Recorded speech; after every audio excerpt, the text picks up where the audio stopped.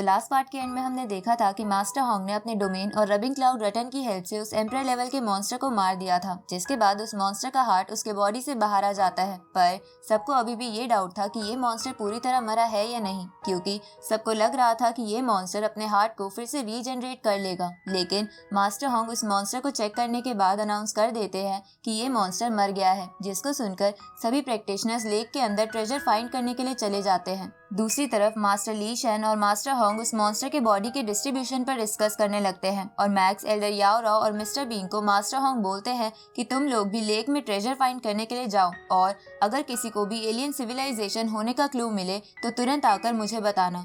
तो ये सुनकर मैक्स, एल्डर याओ राओ और मिस्टर बीइंग भी लेक में अलग अलग चले जाते हैं, जहाँ मिस्टर बीइंग अपने पावर से पूरे लेक को स्कैन करने लगते हैं। अब आगे तो इस पार्ट की शुरुआत में एल्डर याओ राओ मैक्स और मिस्टर बीइंग से कांटेक्ट करती है और उनसे पूछती है कि क्या अभी तक तुम दोनों पर किसी मॉन्स्टर या प्रैक्टिशनर ने अटैक किया है, जिस पर मैक्स बोलता है कि मुझे एक मॉन्स्टर मिला तो था, लेकिन उसे हराना बहुत ही आसान था। तभी मिस्टर बीइंग भी कहते हैं कि यूरोप के कुछ छोटे मोटे प्रैक्टिशनर ट्रेजर क्लू ढूंढने के लिए मेरा पीछा तो कर रहे थे, पर उनसे मैंने छुटकारा पा लिया है। इसके बाद एल्डर याओ राओ उन दोनों से डिटेक्शन डाटा लेती है, जिससे उन्हें पता चलता है कि उन्होंने खुद ने 36% एरिया छान लिया है और मिस्टर बीइंग ने 41% एरिया छान लिया है, जबकि मैक्स सबसे ज्यादा 81% को डिटेक्ट कर चुका है। ये देखकर मिस्टर बीइंग हैरान हो जाते हैं, क्योंकि उनके पास एरिया स्कैन करने की स्पेशल एबिलिटी थी, पर इसके बावजूद भी मैक्स ने उनसे डबल एरिया स्कैन कर लिया था। इसके बाद मिस्टर बीइंग मैक्स से कहते हैं कि पिछली बार जब तुम इस आइलैंड पर आए थे तब तुम यहाँ के फॉग की वजह से ट्रीज हार्ट को भी नहीं ढूंढ पाए थे, पर अब तुम इतना बड़ा एरिया स्कैन कर पा रहे हो क्योंकि तुम अब स्टार ट्रैवलर लेवल के स्पिरिचुअल मास्टर बन गए हो और तुमने पहले से खुद को बहुत इम्प्रूव भी किया है।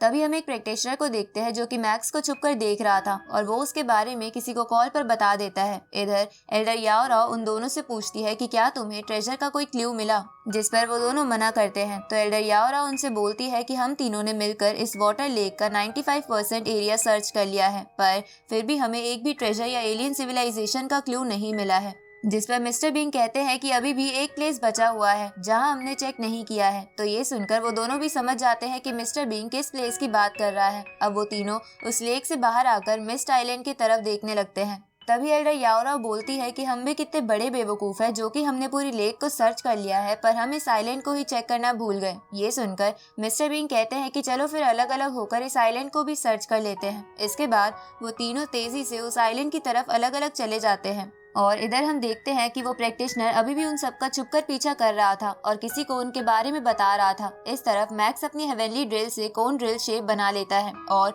उसकी हेल्प से उस आइलैंड के एक बड़े से पत्थर में होल करके उसके अंदर जाने लगता है। जहाँ जाते हुए वो सोचता है कि इस आइलैंड पर रॉक सबटेरेनियन मेटल से बने हैं, जिसकी वजह से पानी के अंदर से आइलैंड पर सर्च करना बहुत ही मुश्किल है, पर मेरी इस हेवनली शटल की कोन ड्रिल शेप से मैं आसानी से इनमें होल बना सकता हूँ और अपनी स्पिरिचुअल पावर की मदद से मैं 200 मीटर्स तक स्कैन कर सकता हूँ। अब मैक्स उस रॉक में होल करते हुए एक जगह पहुंच जाता है और ये वही प्लेस होता है जहाँ मैक्स ने पिछली बार विलो ट्री के हार्ट को एब्जॉर्ब किया था। इसके बाद मैक्स वहाँ इधर उधर घूमने लगता है। उसी वक्त मैक्स को किसी चीज की तेज स्मेल आने लगती है, जिससे मैक्स को पता चल जाता है कि वो जरूर ट्रेजर की स्मेल होगी, क्योंकि ये जगह 3000 मीटर पानी के अंदर थी, इसलिए यहाँ किसी और चीज का होना तो पॉसिबल ही नहीं था। अब मैक्स उस स्मेल की डायरेक्शन में तेजी से जाने लगता है, जहाँ वो देखता है कि ये स्मेल तो वहाँ बनी एक लेक में से आ रही थी। तो मैक्स अब उस लेक की ओर आगे बढ़ने लगता है, जहाँ थोड़ा आगे जाने पर वो लेक के ऊपर एक व्हाइट क्रिस्टल देखता है, जिसके चारों तरफ बहुत सारे वाटर मॉन्स्टर उस क्रिस्टल को पाने के लिए वहीं घूम रहे थे। पर तभी एक मॉन्स्टर जंप करके उस क्रिस्टल को निगल जाता है, लेकिन वो उस क्रिस्टल की एनर्जी को कंट्रोल नहीं कर पाता, जिसके कारण उसकी बॉडी ब्लास्ट हो जाती है, जिसे देखकर मैक्स भी हैरान हो गया था। साथ ही वो ये भी समझ गया था कि वो मॉन्स्टर उस क्रिस्टल को पाना तो चाहते हैं, पर उसकी एनर्जी से डरने की वजह से पानी में चारों ओर घूम रहे हैं। तभी वहाँ मैक्स एक लॉर्ड लेवल के अर्थ ड्रैगन को देखता है, लेकिन वो भी उस क्रिस्टल को एब्जॉर्ब करने से डर रहा था। अब मैक्स अपनी मेटल पावर से उस ट्रेजर को अपनी तरफ खींचने लगता है, लेकिन तभी वहाँ एल्डर मो हेंडरसन आ जाते हैं। साथ ही उनके साथ वो बंदा भी था जो मैक्स का पीछा कर रहा था और उसी ने मो हेंडरसन को मैक्स की लोकेशन के बारे में बताया था। अब एल्डर हेंडरसन अपनी आइस गन का इस्तेमाल करके मैक्स से वो क्रिस्टल दूर कर देते हैं और मैक्स को डराते हुए बोलते हैं कि ये ट्रेजर मेरा है, इसलिए यहाँ से चले जाओ। पर मैक्स नहीं डरता और उनसे कहता है कि अब ये ट्रेजर मेरे जिज्ञान हॉल की संपत्ति है, इसलिए आप समझने की कोशिश कीजिए। ये सुनकर मो हेंडरसन गुस्से में कहते हैं कि क्या तुम्हें पता नहीं कि तुम किससे बात कर रहे हो। अब ये कहते हुए एल्डर मो हेंडरसन वहाँ के आसपास का एरिया जमाने लगते हैं, जिसे देखकर उनके साथ आया बंदा डर जाता है। और इधर मैक्स का सूट भी जमने लगता है, जिसे देखकर वो मन में बोलता है कि Elder Henderson star traveller level 3 पर है, पर इसके बावजूद भी इन्हें लोगों के साथ बिहेव करना नहीं आता।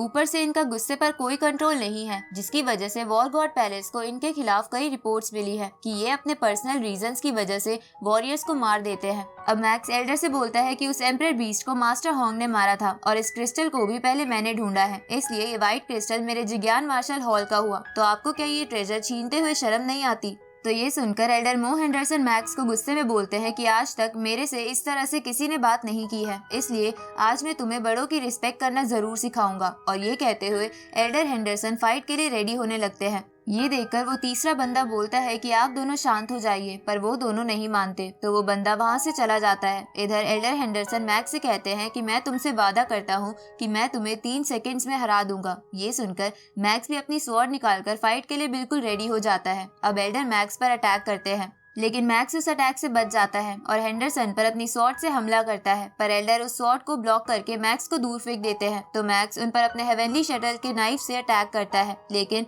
वो अपने आर्मर की वजह से उनसे बच जाते हैं और मैक्स को लगातार मुक्का मारते हुए उसे नीचे गिरा देते हैं और अपनी आइस गन से उस पर अटैक करते हैं। पर मैक्स अपने ब्लैक गॉड आर्मर को एक्टिवेट करके उस अटैक से बच जाता है और उन पर 4th लेवल लाइटनिंग टेक्निक से अटैक करता है, लेकिन एल्डर मैक्स की स्वॉर्ड को रोक लेते हैं और उसकी स्वॉर्ड और हेवनली शटल को जमा देते हैं। ये देखकर मैक्स चौंक जाता है। तभी एल्डर मैक्स को फिर से पीछे फेंक देते हैं, तो मैक्स खड़ा होकर सोचता है कि मो हेंडरसन बहुत ही ताकतवर है, जिसकी वजह से उन पर 4th लेवल लाइटनिंग स्वॉर्ड का असर नहीं हो रहा है, इसलिए मुझे कुछ और रास्ता निकालना होगा। अब ये सोचकर मैक्स अपनी हेवनली शटल से फिर से कोन ड्रिल शेप बना लेता है और मो हेंडरसन पर अटैक करता है, जहाँ ये कोन ड्रिल एल्डर मो हेंडरसन के SS क्लास आर्मर में छेद करने लगता है। पर एल्डर अपने ब्लैक गॉड आर्मर की शील्ड का इस्तेमाल करके मैक्स की कोन ड्रिल को साइड में फेंक देता है।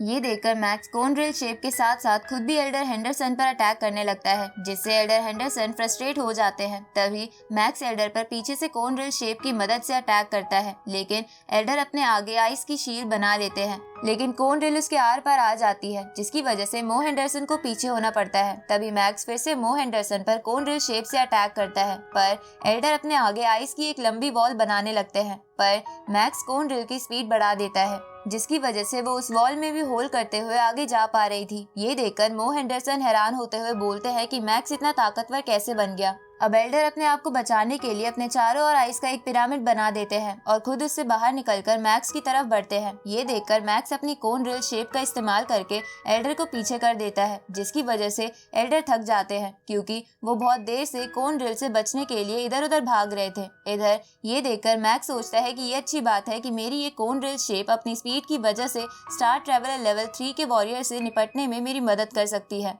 अब मैक्स फिर से एल्डर की तरफ कोन ड्रिल शेप के साथ बढ़ता है, तो एल्डर अपने ब्लैक गॉड आर्मर की शील्ड की मदद से उसे रोकने लगते हैं, पर मैक्स कोन ड्रिल की स्पीड बढ़ा देता है, जिससे वो शील्ड भी टूटने लगती है, जिसे देखकर मो हेंडरसन हैरान हो जाते हैं। तो मैक्स उन्हें कहता है कि आप अभी भी हार मान लो, नहीं तो आप मारे जाओगे। पर एल्डर मैक्स को पीछे कर देते हैं और अपनी आइस गन से कोन ड्रिल को भी जमा देते हैं। ये देखकर मैक्स अपनी कोन ड्रिल को अपने पास लाने लगता है, पर एल्डर कोन ड्रिल को दूर फेंक देते हैं और गुस्से में मैक्स की तरफ बढ़कर उस पर पंच मारने की कोशिश करते हैं, लेकिन मैक्स उस पंच से बच जाता है, पर इसकी वजह से उसके पैर जम जाते हैं। तभी एल्डर मैक्स पर आइस एक्सप्लोजन करते हैं, जिसकी वजह से वहाँ चारों तरफ बर्फ जम जाती है, जिसे देखकर उन्हें लगता है कि मैक्स इसमें दब कर मर गया है, पर मैक्स तो एक पत्थर के पीछे छुप गया था, क्योंकि एल्डर की अटैक की स्पीड बस 2 किलोमीटर पर सेकंड थी, पर मैक्स की स्पीड उससे काफी ज्यादा थी। अब एल्डर उस क्रिस्टल को लेने की कोशिश करते हैं, पर मैक्स छुपकर अपने फ्लाइंग नाइफ्स की मदद से एल्डर को नचाने लगता है। ये देखकर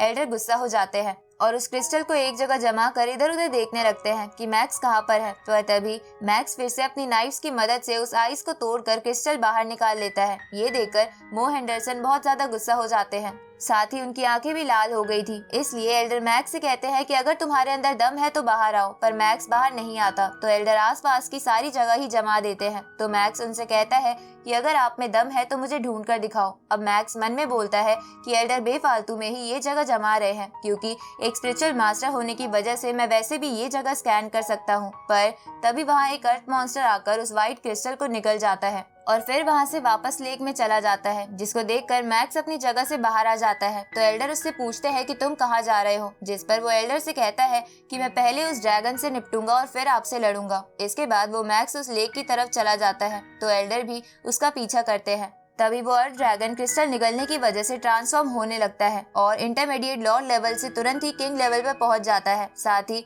उसका साइज और उसके हॉर्न्स पहले से बहुत बढ़ गए थे, जिसको देखकर मैक्स बोलता है कि मैंने भी विलो हार्ट की हेल्प से ब्रेक थ्रू किया था, पर उसमें मुझे काफी टाइम लगा था, लेकिन इस मॉन्स्टर ने तो कुछ ही सेकंड्स में ब्रेक थ्रू करके अपने आप को ट्रांसफॉर्म भी कर लिया है। अब ये देखकर मैक्स समझ जाता है कि वो क्रिस्टल बहुत ही ज्यादा खास था, इसलिए वो ये बात मास्टर को बताने का डिसाइड करता है। दूसरी तरफ उस आइलैंड पर बने कंट्रोल रूम में ऑफिसर्स को अचानक से उसी किंग लेवल मॉन्स्टर के सिग्नल मिलने लगते हैं, जिसे देखकर ऑफिसर्स अपने चीफ को बताते हैं कि ये मॉन्स्टर थोड़ी देर पहले इंटरमीडिएट लॉर्ड लेवल पर था, पर ये तुरंत ही किंग लेवल पर पहुंच गया है। ये देखकर चीफ समझ जाते हैं कि ऐसा जरूर किसी ट्रेजर की वजह से हुआ होगा। इधर बाकी प्रैक्टिशनर्स को भी ये न्यूज मिल जाती है, जिसकी वजह से वो लोग भी ये बात समझ जाते हैं और उसी तरफ बढ़ने लगते हैं। साथ ही मास्टर होंग को भी मैक्स ने सब कुछ बता दिया है, इसलिए वो भी वहाँ आ रहे थे। दूसरी तरफ हम उसी जगह को देखते हैं जहाँ एल्डर मो हेंडरसन गुस्से में मैक्स को बोल रहे थे कि अगर तुम मुझे वो क्रिस्टल दे देते तो ये सब नहीं होता। तो मैक्स उन्हें चिढ़ाते हुए बोलता है कि क्या तुम अभी मेरे साथ फाइट करना चाहते हो। उसी वक्त वहाँ एल्डर याओ राव और मिस्टर बीइंग भी आ जाते हैं, जिन्हें देखकर मो हेंडरसन चाहते हुए भी मैक्स को कुछ नहीं कह पाते। उसी वक्त बाकी सारे प्रैक्टिशनर्स भी उस सिग्नल को फॉलो करते हुए वहाँ आ जाते हैं। तभी सोकोलोव एल्डर मो हेंडरसन को वहाँ देखकर उनका मजाक उड़ाते हुए बोलते हैं कि तुमने अब तक इस मॉन्स्टर को क्यों नहीं मारा, कहीं तुम इस मॉन्स्टर से डर तो नहीं गए। तो ये सुनकर एल्डर मो हेंडरसन सोकोलोव से कहते हैं कि उस मॉन्स्टर ने वो ट्रेजर निगल लिया था, इसलिए मैं बस देखना चाहता था कि उसका उस मॉन्स्टर पर क्या असर होता है। ऊपर से मैं तुम्हारी तरह तो नहीं हूँ जो अब तक ट्रेजर ही नहीं ढूंढ पाया। तभी वहाँ खड़े कुछ प्रैक्टिशनर्स को एक और जगह से उस ट्रेजर जैसी ही स्मेल आ रही थी। तभी वो देखते हैं कि एक प्रैक्टिशनर वहाँ से वो दूसरा क्रिस्टल लेकर भाग रहा है, पर वो अर्थ ड्रैगन उसका पीछा करने लगता है और उस पर अटैक कर देता है। तो वो बंदा डर के मारे वो क्रिस्टल उछाल देता है। तो ये देखकर वो मॉन्स्टर उसे खाने के लिए जंप लगाता है। साथ ही सभी प्रैक्टिशनर्स भी अपने अपने अटैक रेडी करने लगते हैं। पर तभी हम उस मॉन्स्टर के पास एक डोमेन को देखते हैं, जो कि मास्टर होंग की डोमेन थी, जिन्होंने उस मॉन्स्टर को मारकर उस व्हाइट क्रिस्टल को ले लिया था। ये देखकर मैक्स, एल्डर याओ राव और मिस्टर बीइंग खुश हो जाते हैं और इसी के साथ ये पार्ट यही खत्म होता है।